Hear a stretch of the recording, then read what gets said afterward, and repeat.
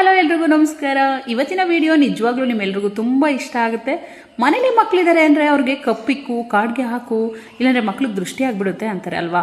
So ಮಕ್ಕಳಿಗೆ ಕಾಡಿಗೆ ಇಕ್ಕಿದ್ರೆ ದೃಷ್ಟಿ ಆಗಲ್ಲ ಅನ್ನೋದೊಂದು ನಂಬಿಕೆ. ಆ ಕಾಡಿಗೆನ ಎಲ್ಲೋ ಹೊರಗಡೆ ತಂದು ಮಕ್ಕಳಿಗೆ ಹಾಕಬೇಕು ಅಂದರೆ ನಮಗೂ ಕೂಡ ಸ್ವಲ್ಪ ಟೆನ್ಷನು, ಏನೇನು ಕೆಮಿಕಲ್ ಮಿಕ್ಸ್ ಮಾಡಿರ್ತಾರೋ ಅಂಥ ಕಾಡಿಗೆನ ನಾವು ಮನೇಲೇ ಪ್ರಿಪೇರ್ ಮಾಡಿಕೊಂಡ್ರೆ ಎಷ್ಟು ಚೆನ್ನಾಗಿರುತ್ತಲ್ವ. ಸೊ ಅದೇ ವಿಡಿಯೋನ ಇವತ್ತು ನಿಮ್ಮ ಜೊತೆ ಶೇರ್ ಮಾಡ್ಕೊಳ್ತಾ ಇದ್ದೀನಿ. 3 ಬಾದಾಮಿನ ತಗೊಂಡು ಅದನ್ನು ಸಣ್ಣದಾಗಿ ಕುಟ್ಟಿ ಬತ್ತಿ ಒಳಗಡೆ ಹಾಕಿ ಅದನ್ನು ಬತ್ತಿ ಮಾಡಿ ದೀಪದೊಳಗಡೆ ಹಾಕಿ ಮನೆಯಲ್ಲೇ ಮಾಡಿರುವಂತಹ ತುಪ್ಪನ ಹಾಕಿ ಆ ದೀಪನ ಹಚ್ಚುತ್ತಿದ್ದೀನಿ.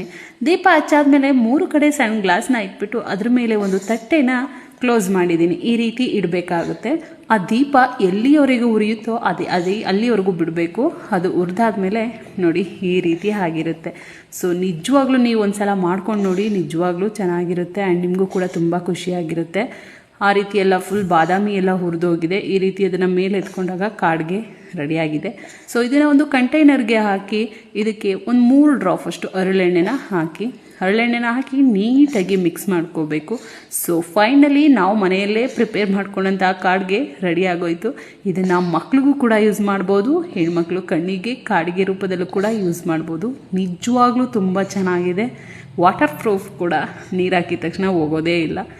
ಹೊರಗಡೆ ತರೋ ಬದಲು ಈ ರೀತಿ ಮನೇಲಿ ಮಾಡ್ಕೊಳ್ಳಿ, ನಿಮಗೂ ಖುಷಿಯಾಗುತ್ತೆ, ತುಂಬ ಒಳ್ಳೆಯದು ಕೂಡ.